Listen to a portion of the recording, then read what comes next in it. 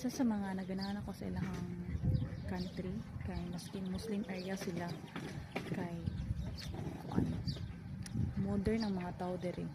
dili same sa kanang bitang Middle East nga dili ka pwede mo gawas nga dili ka nakaabaya or dili ka naka jalabiya, dili ka naka hijab, or kung sa mga laki dili ka nakatub. Pero diri tagsara ka makakita og mga bae nga naka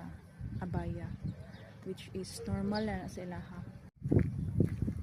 Nga when it comes sa ilahang gatherings kay kuan ka nang pwede ra jud na sa ilahang makipaghalubilo sa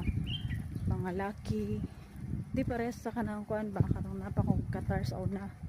kay kanang ang mga laki separate na sila, ang mga bae separate pod, dili sila pwede magkita. Pero diri as in modern jud kay ang mga tao diri, modern kay sila lahi ra, murag na-adapt nila ang culture sa mga kanang laing country gani.